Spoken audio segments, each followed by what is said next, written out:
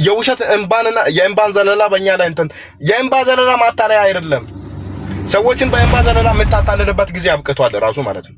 ሙፍቲ ሞት በላይ ደግሞ በጣም እንደውም እየተሯሯጠ ያለው ፎቶ የእንባ ዘለላው ነውና ይሄንን የኡነት እንትና አለቀሱ እየተባለ አጀንዳ ስለሆነ ያው ትንሽም እንትን ሙስሊሙንም እንዳይሸወድ በዚህ እንባ ዘለላ በሚል ነው የገባው።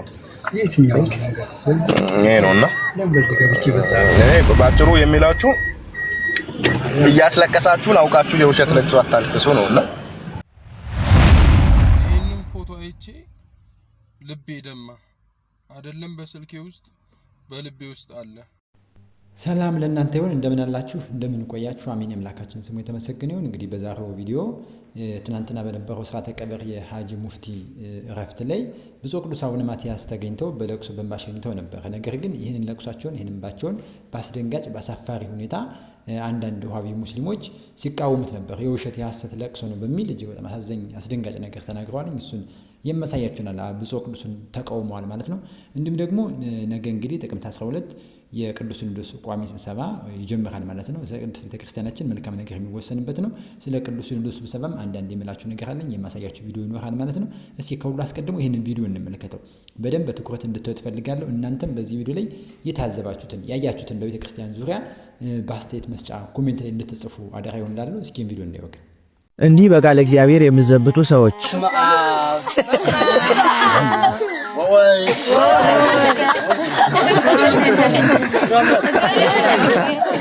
ቤተ ክርስቲያን ውስጥ ልብሰ ተክህኖ ለብሳችሁ የምትደባደቡ የምትላፉ ዲያቆናት፣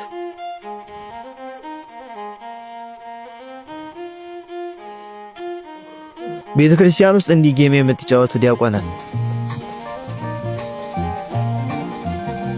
እንዲሁም በዝማሬ የምትቀልዱ ካህናት፣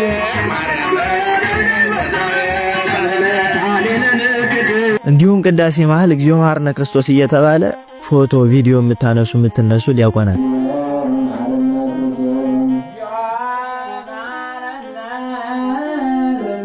አንድ ማወቅ ያለባችሁ ነገር ቢኖር እግዚአብሔር አይዘበትበትም። ሁላችሁም ይህንን ቪዲዮ ኮፒ ሊንክ፣ ሼር፣ ሪፖስት እያደረጋችሁ ለብዙዎች እንዲዳረስ አድርጉ። ይህንን ነገር ስመለከት አንድ ታሪክ ትዝ አለኝ። እመቤታችን ቅድስት ድንግል ማርያም ገነትና ሲኦልን ለማየት ብላ ከልጇ ዘንድ ሄዳ ነበርና በዚያም 4 መላእክተ ጽልመት በእሳት መንዶ እየደበደቡ ከእሳት ባህር ሲጨምሩት አንድ ታላቅ ሰው አየች። ይህ ሰው ማን ነው? ኃጢአቱስ ምንድነው? ብላ ጌታችንን ጠየቀችው። ይህ ሰው ሊቀ ጳጳስ ነው፣ ኃጢአቱንም እነግርሻለሁ አላት። አንድነቴን ሶስትነቴን ለሕዝብ አላስተማረም፣ ራሱን ወዳድ፣ የግል ጥቅሙን ፈላጊ፣ ነገስታት መኳንንትን አይመክርም፣ ፍርድ ሲጓደል ድሃ ሲበደል ዳኞችን አይገስጽም፣ አያስተምርም። ስለዚህ የዘላለም ኩነኔው ይሄ ነው ብሎ ለእመቤታችን ነገራት። ከዚህም ቀጥሎ እመቤታችን አንድ ሰው ተመለከተች። እንዲህ ሲሉም ይገስጹትና ይቀጡት ነበረ። የመለኮትን ሥጋ ስትበላ ትራባለህን? የመለኮትን ደም ስትጠጣ ትጠማለህን? ብለው በአፉ እሳት ሲያወርሱት፣ እሳት ሲያጠጡት፣ መላእክተ ጽልመት ሲጎትቱት አንድ ሰው እመቤታችን ተመለከተች። ይህ ሰው ማን ነው ብላ ኃጢአቱስ ምንድነው ብላ ጌታችንን ጠየቀችው። ጌታችንን መለሰላት።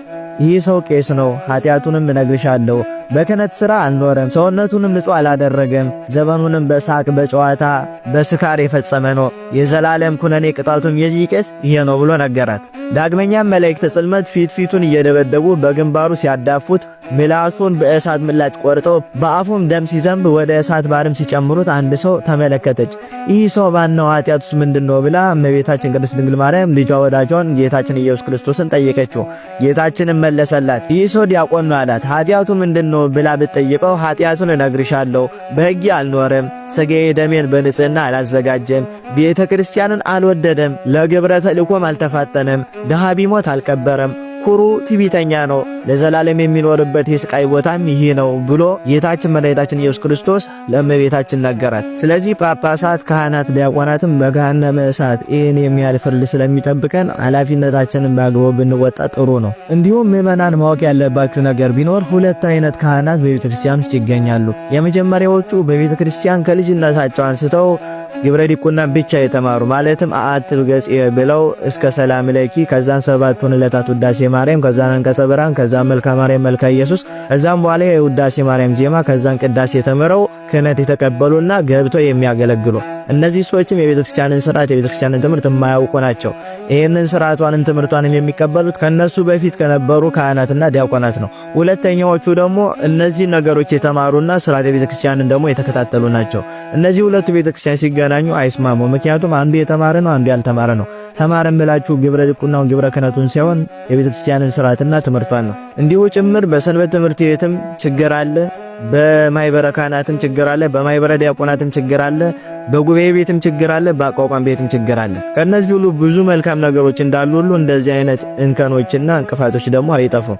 ስለዚህ በቤተክርስቲያናችን ውስጥ ከቤተ ጉባኤም ከሰንበት ትምህርት ቤትም ከአቋቋም ቤትም ከማይበረ ዲያቆናትም ከማይበረ ካህናትም እንደዚህ አይነት ሰዎች ይገኛሉ።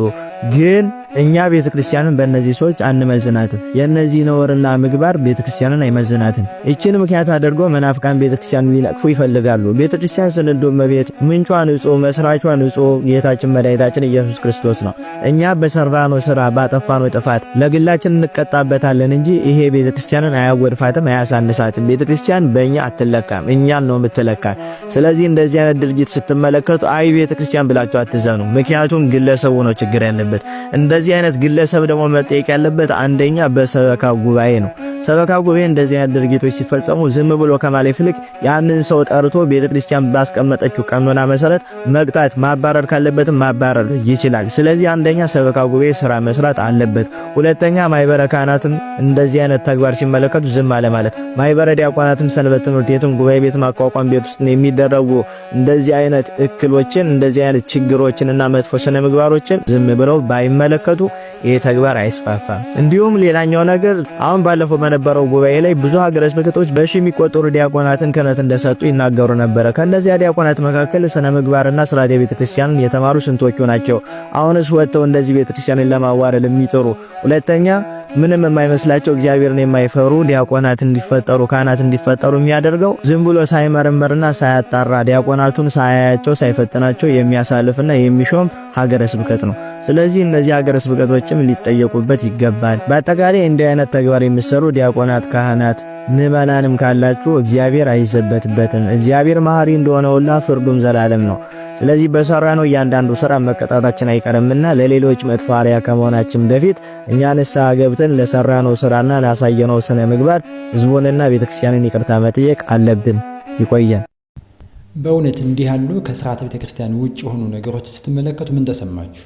እንዲሁ ከዚህ በፊት እናንተም በቤተክርስቲያን በተለያየ አገልግሎት በተለያየ ስፍራ በተለያየ ቅድስት ቤተክርስቲያን ላይ እንዲህ ያሉ ነገሮች ያጋጥሟችሁ ያውቃሉ? እስቲ በኮሜንት አስተያየት መስጫ ላይ አሳውቁና ለሚመለከተው አካል ማቅረብ እንድንችል ማለት እንዲህ ያሉ ነገሮች በተደጋጋሚ ቤተ መቅደስ ውስጥ ወይም ቅድስት ቤተክርስቲያን ቅጽር ግቢ ውስጥ ተመልክታችሁ ታዝባችኋል ወይ? እና አገልጋይ ካህናት የተለያዩ ሰዎች ከሥርዓተ ቤተክርስቲያን ወጥተው የማይሆን ነገር ሲፈጽሙ የተመለከታችሁ በምታገለግሉበት ቅዳሴ የምታስገለግሉበት በየአጥቢያ ቤተክርስቲያናችሁ የገጠማችሁ ነገር ካለ አሳውቁን፣ እስኪ ኮሜንት ላይ ጻፉልን ማለት ነው። እንግዲህ ይሄ እጅግ በጣም የሚያሳዝን ነው። ከሥርዓተ ቤተክርስቲያን ውጭ ሆነ ሁሉም ነገር በልክ በአግባቡ መሆን አለበት።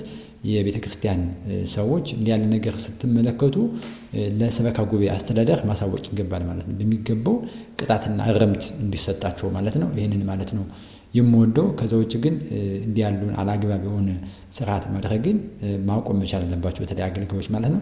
የአቡነ ማትያስ ለቅሶ የውሸት ነው የሐሰት ነው ያሉትን እስኪ እንመለከታቸው እነዚህን ማፈሪያዎች። ሙፍቲ ሞት በላይ ደግሞ በጣም እንደውም እየተሯሯጠ ያለው ፎቶ የእንባ ዘለላው ነውና ይሄንን የኡነ ለቅሶ እንትና አለቀሱ እየተባለ አጀንዳ ስለሆነ ያው ትንሽም እንትን ሙስሊሙንም እንዳይሸወድ በዚህ እንባ ዘለላ በሚል ነው የገባው። ይሄ ነውና እኔ ባጭሩ የሚላችሁ እያስለቀሳችሁን አውቃችሁ የውሸት ለቅሶ አታልቅሱ ነውና ቢያንስ ባታለቅሱልንም እንኳን አታልቅሱ ያለ አልቅሱልን ብሎ የተናገረውም የለም። እኛ እንድታለቅሱም አንፈልግም። እኛ አታልቅሱ፣ ለምን ታለቅሳላችሁ? ግን አታስለቅሱን ባጭሩ ማለት ነው። የውሸት ለቅሶ ዋይ ዋይ ዋይ አትበሉብን። እኛ የሆነ እንትን አይደለም ራሱ ማለት ነው። የውሸት አታልቅሱ። ዝም ተብሎ ሙስሊሙን በዚህ በኩል ሙስሊሙን ትበድልና በዚህ በኩል ደግሞ እንወዳቸዋለን። የውሸት እንባንና የእንባን ዘለላ በእኛ ላይ እንትን የእንባ ዘለላ ማታለያ አይደለም። ሰዎችን በእንባ ዘለላ የምታታልልበት ጊዜ አብቅቷል ራሱ ማለት ነው። እውነት ለሙፍቲ ትልቅ ክብር ከነበሯችሁ ለምንድነው የእናንተ ሰዎች መስቀል አድርገው ሙስሊሙን ሲገሉ ለምንድነው ያኔ እኛን አይወክሉንም? አይሆንም ሙስሊሞች መገደል የለባችሁም ብላችሁ ለምን ድምፅ አልሆናችሁ? ነገር ግን ዋና አላማችሁ እናንተ በሙፍቲ በኩል የሚያዋጣችሁ ከሆነ በሱ በኩል ተለጥፋችሁ በናይገሌ በኩል የሆነን ሰዎች ለማጥቃት ስትሉ ነው የሆነ ተቃራኒ ከመሰሏቸው ነው የሚደግፉት። ይሄ ጥቅምን ማስከበሪያ ነው፣ የእውነት ውዴታ አይደለም። የእውነት እኛን አታታለሉንም በእንባ ዘለላ ማለት ነው። ራሱ እቺን የእንባ ዘለላችሁን እንትን በሉ፣ አታልቅሱ፣ የውሸትም ለቅሶ አታልቅሱ፣ እኛንም አታታለሉንም። ጌታችን አላሁ ሱብሓነሁ ወተዓላ ቀድሞ ነው የነገረን። አይሁድና ክርስቲያኖች እናንተን አይወዷችሁም አለ አላህ ሱብሓነሁ ወተዓላ። የነሱን መንገድ እስካልተከተላችሁ ድረስ አይወዷችሁም። በቃ አትወዱንም። ክርስቲያኖች ምናምን እያላችሁ ደግሞ የምታሽቃብጡ ሙስሊሞች አላችሁ። አይወዱንም። በቃ ከአላህ በላይ አንተ አዋቂ ነህ።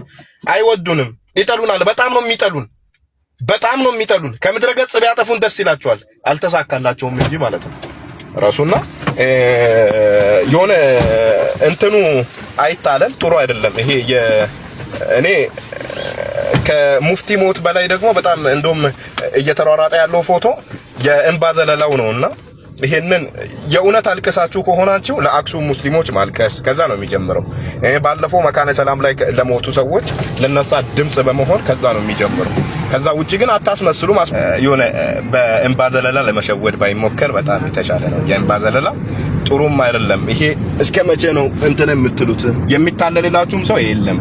የአራተኛ ክፍል ፖለቲካ አይሸውደንም። አሁን ይሄ ምን የሚሉት አላዋቂነት ነው?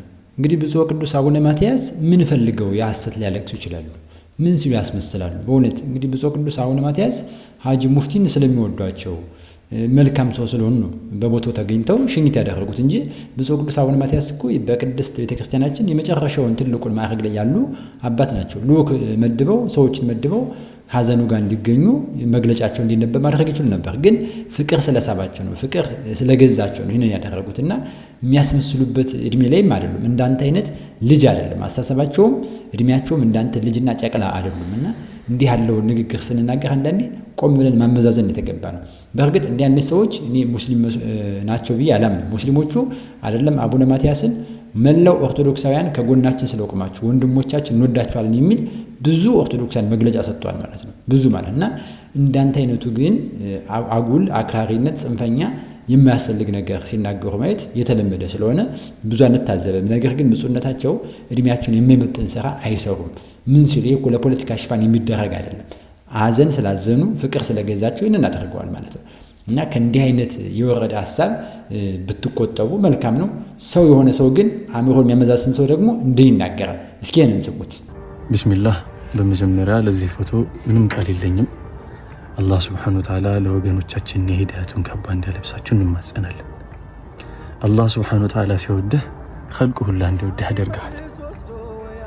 ነቢያችን ሰለላሁ ዐለይሂ ወሰለም አላህ ሱብሓነሁ ወተዓላ ወዶ አስወድዷቸዋል፣ ግን በጥቂት ሙናፊቆች ዘንድ ይጠሉ ነበር እና እኛ ጥቂት አረሞች ለምን አወሩ ብለን ለመልስ መጣደፋችን የአባታችንንም የእኛንም ደረጃ አይመጥነው። አባባ እኮ ሁሉንም አውፍ ብለው ሄደዋል እኮ። እኛ ግን በመላሳችን ተጠያቂ ነን። ክንዳችን ተቀንጥሶ ወድቋል፣ ዋርካችን ተነዷል። መራችንን አላህ ሱብሓነሁ ወተዓላ ቀብራቸውን ኑር ያደርግላቸው፣ ከሚወዱት ከዘይነብ ልጆች ጋር ጎረቤት ያደርጋቸው፣ በጀነት አላህ የሚያገናኘን ያድርገን። ሰላም። ይህንን ፎቶ አይቼ ልቤ ደማ። አይደለም በስልኬ ውስጥ በልቤ ውስጥ አለ። ሐዘን ላይ ሐዘን ተጨመረብኝ። የኦርቶዶክስ አባት የኛም አባት ብፁዕ ቅዱስ አቡነ ማትያስ ረጅም እድሜ ይስጥዎት፣ እንደው ክፉን ነገር ያርቅልዎት። ሁላችሁም የኦርቶዶክስ እምነት ተከታዮች እኛ ስናለቅስ አልቅሳችኋልና ሐዘን ቤታችሁ አይግባ። ሁላችሁንም ከክፉ ነገር ይጠብቃችሁ።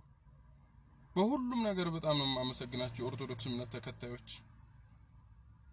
እኔ በጣም የገረመኝ ነገር እዛኛው ጎራ ያላችሁ ሙስሊሞች በሐጂ ሙፍቲ ሞት የተደሰታችሁ እንደው ዝም ያለ ነጃ ወጣ ነው ዝም ብትሉስ? እግዚአብሔር አክብርልን ወንድማችን። እንግዲህ እንደተናገረው ዝም ቢባልስ እንግዲህ አበው ምን ይላሉ? ንግግር ከጠፋበት የዓመት አዝመራ የጠፋበት ይላሉ። እና አንዳንድ ሰዎች ንግግር የማትችሉ ከሆነ አንዳንዴ ዝም ማለትም እኮ መልካም ነው። እና ዝም ማለት ብትችሉስ እንደተባለ ዝም ማለትም እኮ ያስከብራል እንጂ ምንም አይነት እንዲህ ተናግሮ ከመዋረድ ወንድማችንን ግን በእውነት እግዚአብሔር ያክብርልን።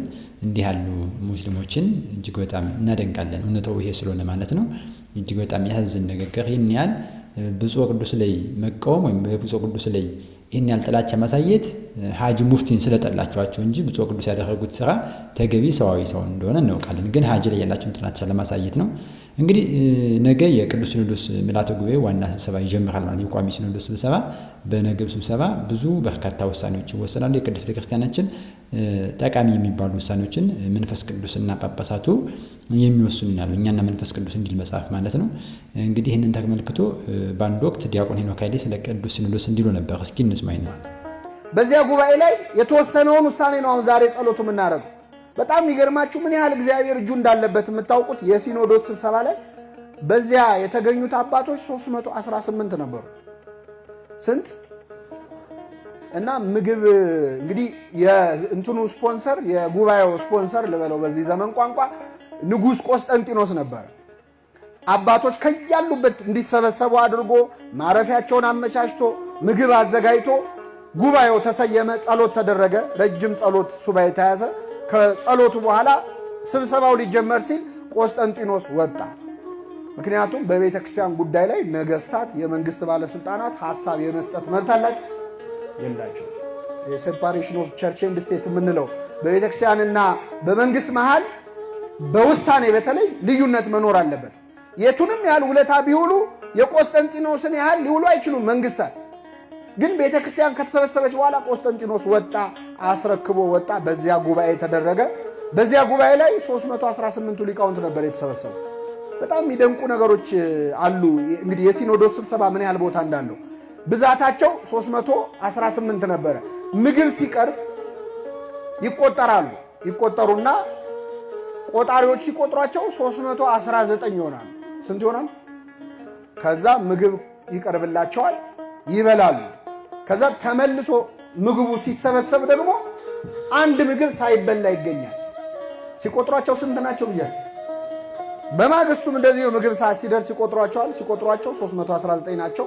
ምግብ ከተበላ በኋላ ሲሰበሰብ አንድ ምግብ ሳይበላ ይገኛል። መጨረሻ ላይ ለካ እየተረፈ ያለው በዚያ ጉባኤ ላይ 319ኛ ሆኖ ማን ይገኝ ነበር? መንፈስ ቅዱስ ራሱ እግዚአብሔር ክርስቶስ ይገኝ ነበር። ጌታ መንፈስ ቅዱስ በበላይነት የሚመራው የቅዱስ ሲኖዶስ ምልዓተ ጉባኤ እንግዲህ በዛሬው ዕለት የሚጀምር ይሆናል ማለት ነው። ለቅድስት ቤተክርስቲያን የሚጠቅሙ ውሳኔዎች የሚወሰኑበት፣ ለመንጋው የሚበጁ ነገሮች ሁሉ የሚወሰኑበት ነው። እንግዲህ መንፈስ ቅዱስ የሚመራው የቅዱስ ሲኖዶስ በዓመት 2 ጊዜ እንደሚፈጸም ይታወቃል።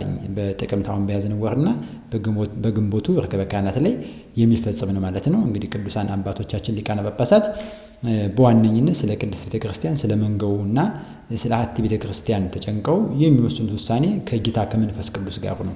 እኛና መንፈስ ቅዱስ ይህንን ወስነናል ብሎ መጽሐፍ እንዳለን ማለት ነው። ስለዚህ አባቶቻችን ሊቃነ ጳጳሳት በዛሬው ዕለት ማለት ነው ለተከታታይ ቀናት ስለ ቅድስት ቤተክርስቲያን የሚበጀውን የሚሆነውን ሁሉ መንፈስ ቅዱስ ባቀበላቸው፣ መንፈስ ቅዱስ በገለጠላቸው ልክ የሚወስኑ ይሆናል ማለት ነው። እስኪ ሁላችንም ኦርቶዶክሳውያን እግዚአብሔር አምላክ ጌታ መንፈስ ቅዱስ ከእናንተ ጋር ይሁን፣ ፍጻሜውን ያሳምርላችሁ፣ መጨረሻው ያማረውን እስከ መጨረሻው ቀናት ለበጎ ነገር ጌታ መንፈስ ቅዱስ ይግለጥላችሁ እያላችሁ በኮሜንት መስጫው ላይ ጻፉ። ለቅዱስ ሲኖዶስ አባቶቻችን፣ ለጳጳሳቱ ማለት ነው፣ ለቅዱስ ሲኖዶስ ቋሚ ተሰብሳቢዎች በሙሉ ጌታ መንፈስ ቅዱስ እውነትን ይግለጥላችሁ እያላችሁ ጻፉ። ጌታ መንፈስ ቅዱስ ያግዛችሁ እያላችሁ አጽናኝ አጋዥ ጌታ መንፈስ ቅዱስ ይግዛችሁ በሉ። ለዛሬው ይህን ይበቃናል። ሰላም ቆዩ።